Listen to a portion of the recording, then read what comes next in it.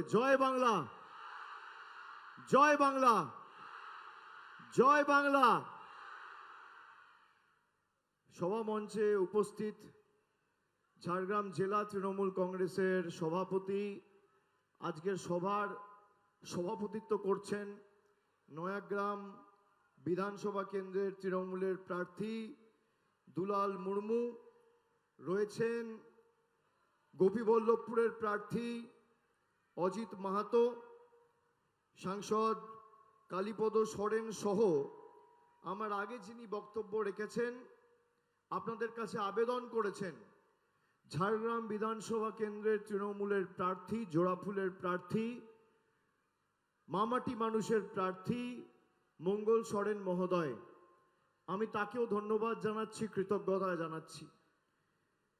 বৈশাখ মাসের এই গরমকে উপেক্ষা করে 42-44 ডিগ্রি তাপমাত্রা, দক্ষিণের জেলাগুলোতে সাধারণত যা গরম পড়ে তার থেকে সব সময় ঝাড়গ্রাম, পুরুলিয়া, বাঁকুড়া, বিশেষ করে জঙ্গলমহলের এই জায়গাগুলোতে 2 ডিগ্রি 3 ডিগ্রি তাপমাত্রা বেশি থাকে। এই গরমকে উপেক্ষা করে যারা আমাদের সভায় এসছেন, আমি 2 ঘন্টা আগে থেকে ছবি পাচ্ছি, মানুষ প্রায় 11টা, 11:30 থেকে সভায় আসতে শুরু করেছেন। আমি কৃতজ্ঞতা জানাই, এই গরমকে উপেক্ষা করেও যারা সভায় এসছেন আমি তাদের প্রণাম জানাই।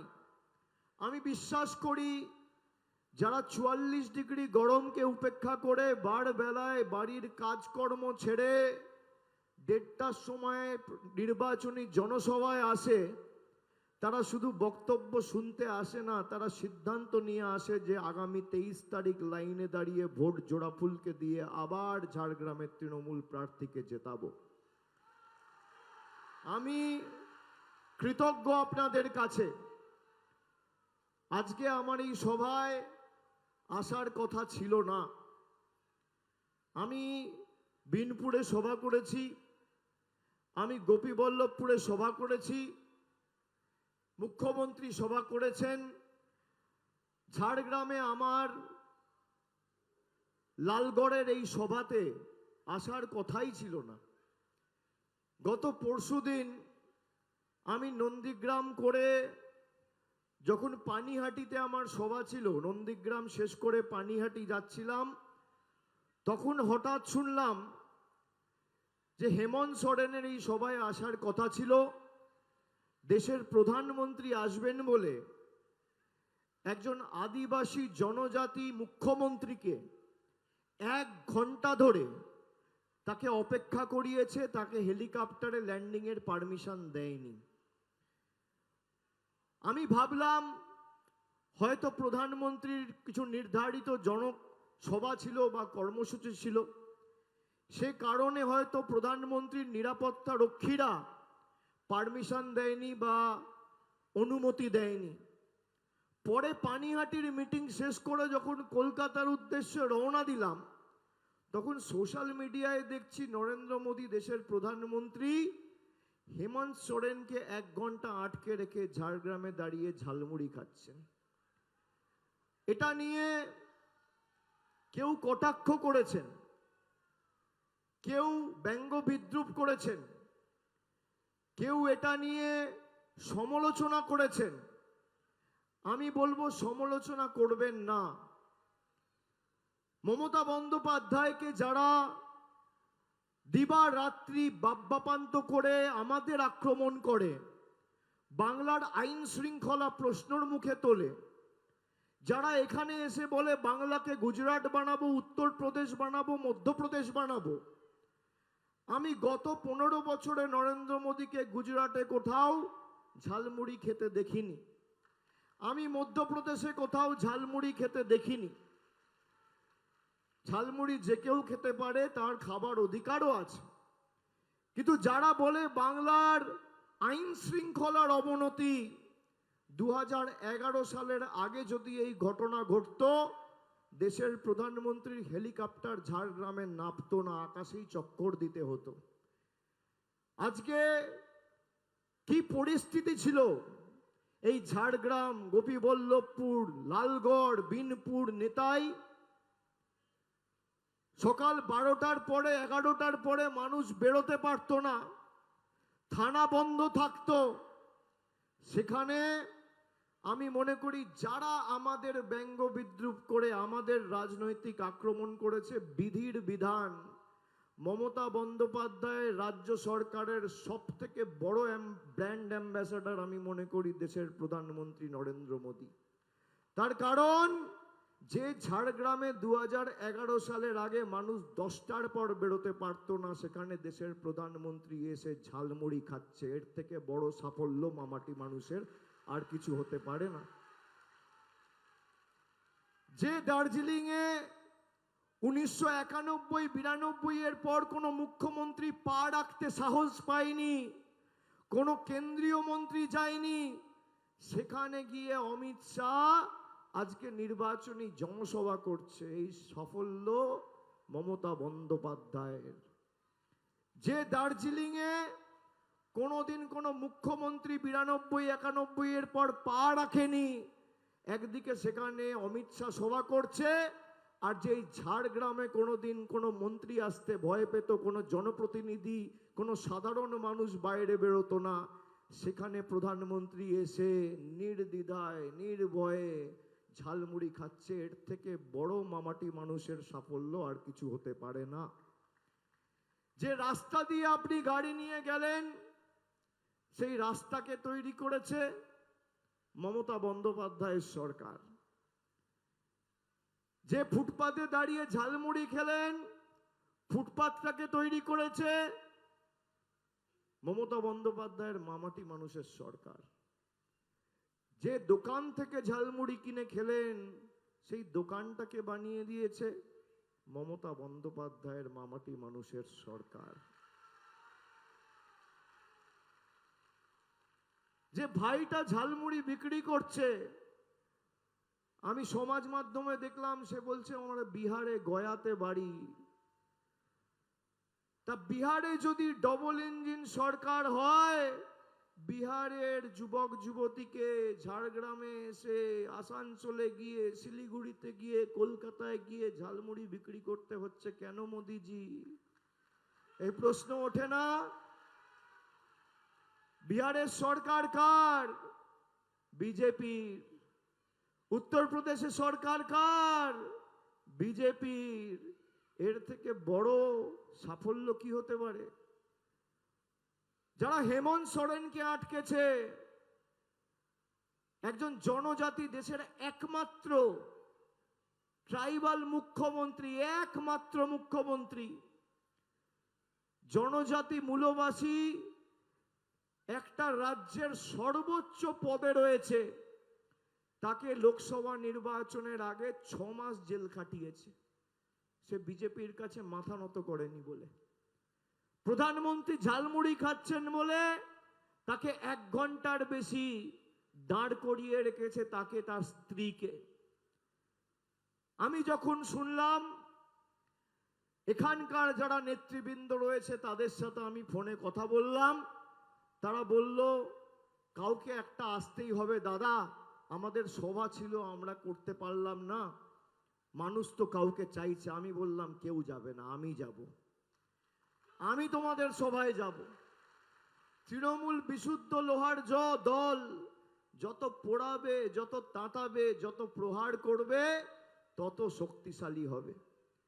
বিজেপির প্রার্থী এখানে যিনি, কালকে তো শুনেছেন তার কেচ্ছাকাণ্ড, নতুন করে বলার কিছু নয়। নির্বাচনের আগে 1 কোটি টাকা নিয়ে ধরা পড়েছিল, আর কালকে যে ভয়েস ক্লিপ ভাইরাল হয়েছে, এই ভয়েস ক্লিপের বিরুদ্ধে এফআইআরও হবে, তার গলার সাথে অডিও স্যাম্পল টেস্টও করানো হবে। আগামী দিনে যথাযোগ্য ব্যবস্থা এদের বিরুদ্ধে নেওয়া হবে। যারা মহিলাদের জীবন নিয়ে ছিনিমিনি খেলে, যারা মহিলাদের বস্তুর মতো ব্যবহার করে, নিজেদের লালসা, নিজেদের ইচ্ছা পূরণ করার জন্য তাদেরকে আর যাই হোক এই লালগড় ঝাড়গ্রামের মাটি কোনোদিন ক্ষমা করবে না।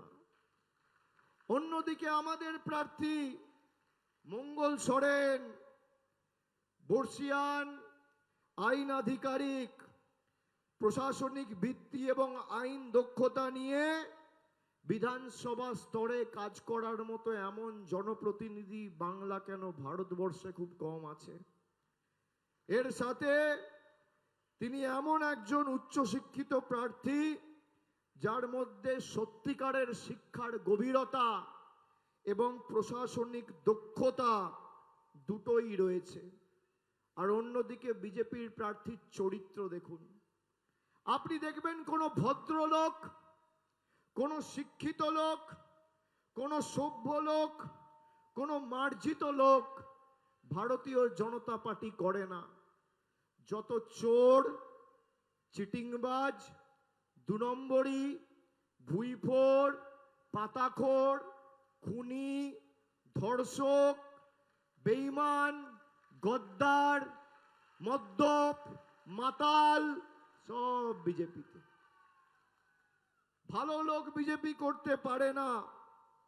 তৃণমূলের আমলে যে বিপুল পরিবর্তন এখানে হয়েছে আপনারা লক্ষ্য করেছেন। এই ঝাড়গ্রামের প্রত্যন্ত জঙ্গল আমি ছেড়ে দিলাম, শহর এলাকার কি অবস্থা ছিল। বছরে 30টা করে বন্ধ হতো, মাসে 2 দিন করে বন্ধ। সেখানে আমাদের সরকার এখানে লালগড়ে নার্সিং ট্রেনিং স্কুল করেছে। লালগড়ে হাসপাতালে শয্যা 10 থেকে বেড়ে 30 হয়েছে। লালগড়ে কিষাণ মান্ডি হয়েছে। লালগড়ে ITI কলেজ হয়েছে। রামগড়ে পলিটেকনিক কলেজ হয়েছে। লালগড়ে সরকারি ডিগ্রি কলেজ হয়েছে। এখানে নতুন ডিপ্লোমা DED ট্রেনিং কলেজ হয়েছে। লালগড়, দহিজুড়ি এবং ভুলাগেড়িয়াতে মডেল স্কুল হয়েছে। আমার দেশের প্রধানমন্ত্রীর কাছে বিনম্রভাবে আজকের এই সভা থেকে বিজেপির যিনি কোনো নেতা থাকেন, আমার 3টে প্রশ্ন রয়েছে। তার মধ্যে প্রথম প্রশ্ন, তারা এসে বলে গেছেন যে কুর্মী ভাইদের বিজেপি ক্ষমতা এলে ST স্ট্যাটাস বা স্বীকৃতি দেওয়া হবে। আমি প্রধানমন্ত্রীকে প্রশ্ন করতে চাই, উড়িষ্যায় সরকার কাদের? 2024 থেকে 2026 2 বছর আপনাদের সরকার। ঝাড়খণ্ডে 5 বছর 19 থেকে 24 সরকার কার ছিল? 19-এর আগে 14 থেকে 19 কার সরকার ছিল? বিজেপির সরকার। আপনারা কেন সেখানকার কুর্মী ভাইদের প্রতিশ্রুতি দিয়ে রক্ষা করতে পারেননি? বাংলায় এসে কুর্মী আর আদিবাসী ভাইদের মধ্যে বিভাজন আর ধর্মে ধর্মে দাঙ্গা লাগানো হচ্ছে বিজেপির কাজ। এরা মানুষকে কোনোদিন 1 পয়সার উন্নয়নমূলক পরিষেবা পৌঁছে দেয়নি। SIR হয়েছে, লাইনে দাঁড়িয়েছেন, কোনোদিন বিজেপির কোনো কর্মী সমর্থককে আপনি আপনার পাশে দাঁড়িয়ে আপনাকে সাহায্য করা বা সহযোগিতার হাত বাড়িয়ে দেওয়ার কোনো ঘটনা গত 5 বছরে দেখেননি। এরা মানুষকে বিভ্রান্ত করছে। ঝাড়খণ্ডে কুর্মীদের বা উড়িষ্যায় ওখানে কুর্মীদের কেন আদিবাসী স্ট্যাটাস দেওয়া হয়নি? আমার দ্বিতীয় প্রশ্ন, বিজেপি বলেছে, প্রধানমন্ত্রী বলেছে তারা কুড়মালি ভাষাকে 8ম তপশিলে অন্তর্ভুক্ত করবে।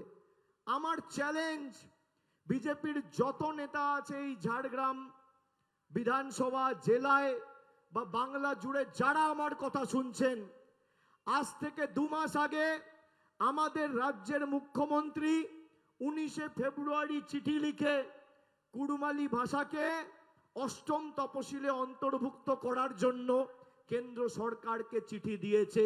এই নরেন্দ্র মোদীর সরকার করেনি।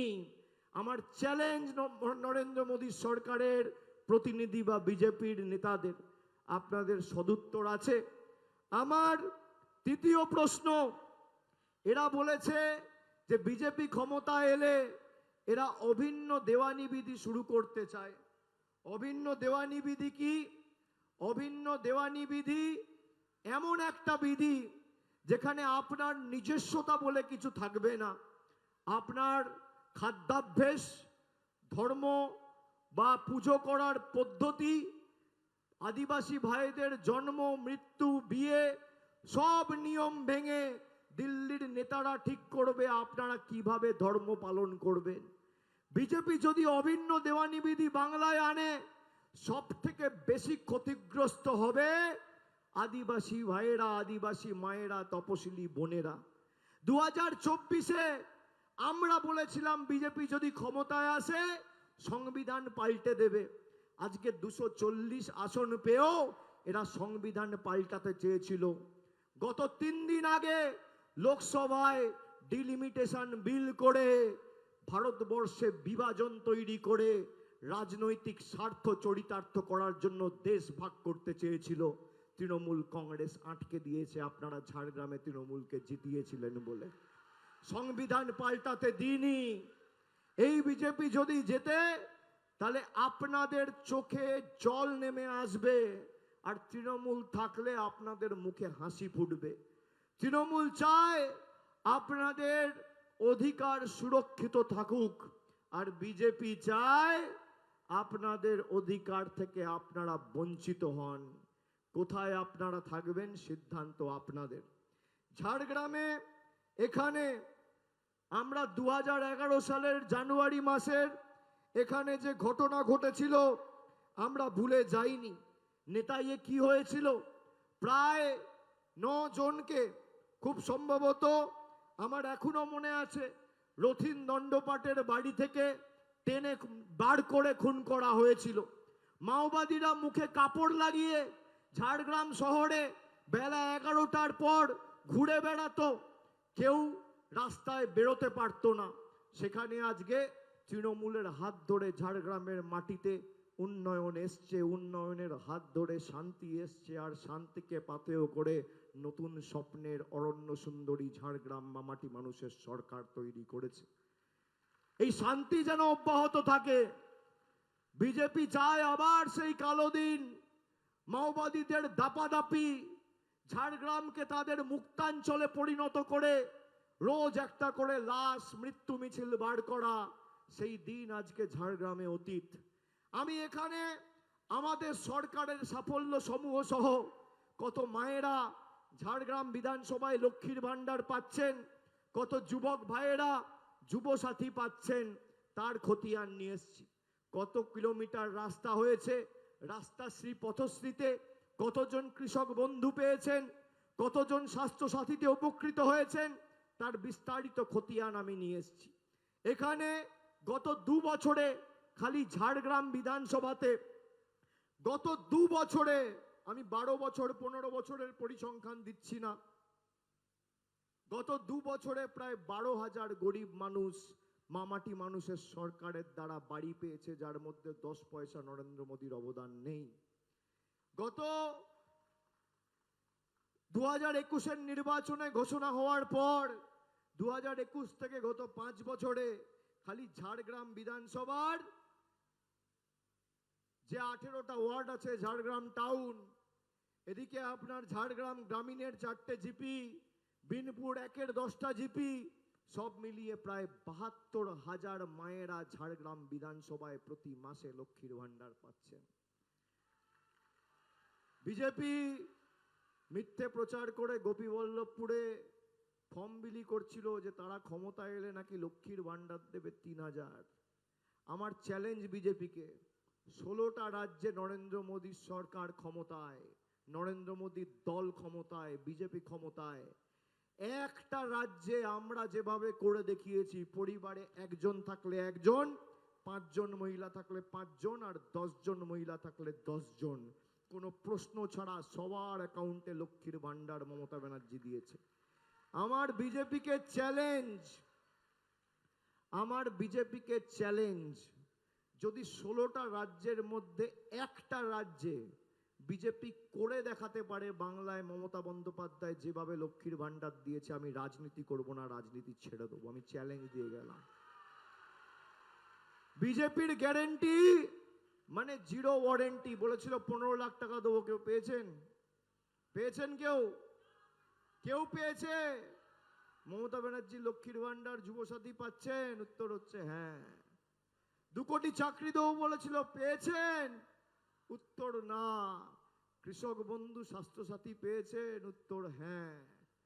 একদিকে উন্নয়ন আর একদিকে মিথ্যে প্রতিশ্রুতি, একদিকে অগ্রগতি আর একদিকে কেন্দ্রীয় বঞ্চনা, একদিকে শান্তির জঙ্গলমহল আর একদিকে সাম্প্রদায়িক উস্কানি।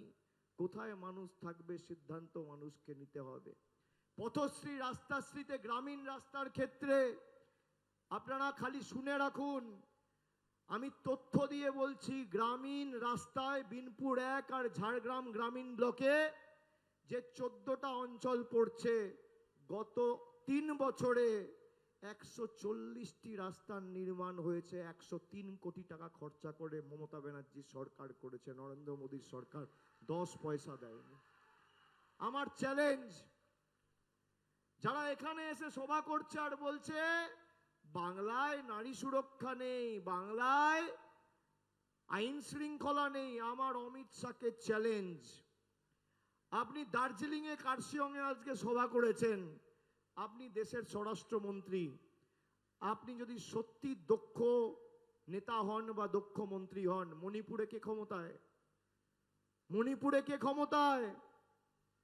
বিজেপি। অমিত শাহকে চ্যালেঞ্জ, আপনি কার্শিয়ং দার্জিলিং এ যেভাবে সভা করছেন 1 মাসের মধ্যে মণিপুরে একটা সভা করে দেখান। সরকার আপনাদের, রাজ্য সরকারে আপনি ক্ষমতায়, কেন্দ্র সরকারে আপনি ক্ষমতায়, পারবে না। সব থেকে বেশি আদিবাসীদের উপর অত্যাচার যদি কোনো জেলায় হয়ে, কোনো রাজ্যে হয়ে থাকে, সেই রাজ্যের নাম মণিপুর। তারপরে যদি কোথাও হয়ে থাকে মধ্যপ্রদেশ, তারপরে যদি কোথাও হয়ে থাকে উত্তরপ্রদেশ। সব থেকে বেশি আদিবাসীরা অত্যাচারিত হয়েছে বিজেপি শাসিত রাজ্যে। যখন রাম মন্দির করেছিল, একজন জনজাতি আদিবাসী মূলবাসীকে এরা ঢুকতে দেয়নি রাম মন্দিরের উদ্বোধনে। বনগা রানাঘাট থেকে মতুয়া গোসাই পাগলরা কাঁধে করে জল নিয়ে গেছিল পুজো করে, এদের দুর্ব্যবহার করে বার করে দিয়েছে, ঢুকতে দেয়নি রাম মন্দিরে। এরা রামের রাজনীতি করে। ঝাড়গ্রাম উন্নয়নে থাকবে, আর আমাদের কর্মই ধর্ম। আমরা ধর্মের ভিত্তিতে রাজনীতি করি না, আমরা রাজনীতি করি অন্ন বস্ত্র বাসস্থান শিক্ষা স্বাস্থ্য কর্মসংস্থান। আমি আমার রিপোর্ট কার্ড তো দিলাম, কতজন লক্ষ্মীর ভান্ডার পেয়েছেন, কোথায় পলিটেকনিক হয়েছে, কোথায় আইটিআই হয়েছে, কোথায় কিষাণ মান্ডি হয়েছে, নার্সিং কলেজ হয়েছে, কটা রাস্তা হয়েছে। 102 কোটি টাকা খরচা করে, 103 কোটি টাকা খরচা করে পথশ্রীতে রাস্তা হয়েছে। কত মায়েরা লক্ষ্মীর ভান্ডার পাচ্ছেন, ঝাড়গ্রামে কতজন যুব সাথী পাচ্ছেন। আমি তো হিসেব দিলাম, বিজেপির ক্ষমতা আছে, 12 বছর ক্ষমতায় আছে, দেশ চালাচ্ছে, হিসেব দেওয়ার। আপনি ঝাড়গ্রামের একটা জায়গা বেছে নিন, বেছে নিয়ে এমনি তো গোহারা হারবেন, 4 তারিখ ফল বেরোবে, তারপরেও যদি ক্ষমতা থাকে একটা সভা করুন। 12 বছর মোদী কি করেছে আর 15 বছর মামাটি মানুষের সরকার মমতা ব্যানার্জি কি করেছে। আমি আমার রিপোর্ট কার্ড নিয়ে আসবো, আপনি আপনার রিপোর্ট কার্ড নিয়ে আসুন। ক্ষমতা আছে? নেই। ঝাড়গ্রামে এখানে কতজন যুবসাথী পাচ্ছে জানেন? 18,891 টাকা কে দিয়েছে? মমতা বন্দ্যোপাধ্যায়। যারা 20 থেকে 40 বছর, 21 থেকে 40 বছরের মধ্যে মাধ্যমিক পাশ করেছে, 6 মাস কোনো কর্মসংস্থানের সুযোগ পায়নি, তাদের 1500 টাকা করে ব্যাংক অ্যাকাউন্টে পৌঁছে দিয়েছে মামাটি মানুষের সরকার। আমরা ঘোষণা করেছিলাম ফেব্রুয়ারিতে, মার্চে টাকা পেয়েছে, এপ্রিলে টাকা পেয়েছে। যারা যুবসাথীতে ফর্ম ফিল আপ করেছিল এখনো টাকা পায়নি, তার কারণ 16 তারিখ ইলেকশন ঘোষণা হয়ে গেছিল। 4 মে ফল বেরোবে, তারপর সবাই যুবসাথীতে যদি 2-4 জন 5 জন 10 জনও বাকি থাকে সবাই টাকা পাবেন, কেউ বঞ্চিত হবেন না। আমরা আপনাদের কথা দিচ্ছি মায়েরা, কোনো ফাঁদে পা দেবেন না। যতদিন তৃণমূল আছে আজীবন আপনারা লক্ষ্মীর ভান্ডার পাবেন, আমাদের প্রতিজ্ঞা। যতদিন তৃণমূল এই বাংলায় থাকবে ততদিন মায়েরা লক্ষ্মীর ভান্ডার পাবেন। যত গরিব মানুষ আবাসে আবেদন নিবেদন করেছেন, আগামী 5 বছরের মধ্যে ঝাড়গ্রাম জুড়ে যত আবাসের আবেদন জমা পড়েছে সবাইকে মাথার উপর পাকা ছাদ তৈরি করে দেবে আমাদের সরকার। আমাদের কথা দিয়েছে মুখ্যমন্ত্রী মমতা বন্দ্যোপাধ্যায়। আমাদের নির্বাচনী প্রতিশ্রুতি, প্রতিজ্ঞা, শপথ, অঙ্গীকার। এবং যত বয়োজ্যেষ্ঠ প্রবীণ নাগরিক রয়েছেন যারা বার্ধক্য ভাতার ফর্ম ফিল আপ করেছেন, সবাইকে ডাইরেক্ট ব্যাংক ট্রান্সফারের মাধ্যমে বার্ধক্য ভাতা আগামী দিন পৌঁছে দেবে আমাদের মামাটি মানুষের সরকার। কারোর কাছে হাত পাততে হবে না। তাই আমার, আপনার, জোড়াফুলের এবং ঝাড়গ্রামের মামাটি মানুষের প্রার্থী, জঙ্গলমহলের প্রার্থী, তৃণমূলের প্রার্থী, জোড়াফুলের প্রার্থী মঙ্গল সোরেনকে ঘাসের উপর জোড়া ফুল চিহ্নে ভোট দিয়ে 30,000-এর বেশি ব্যবধানে এবার জেতাতে হবে। আর এই এলাকার সার্বিক যা চাহিদা, দায়, দায়িত্ব, উন্নয়নের দায়িত্ব আমি আমার কাঁধে তুলে নিয়ে যাচ্ছি, আপনাদের আশ্বস্ত করে বললাম।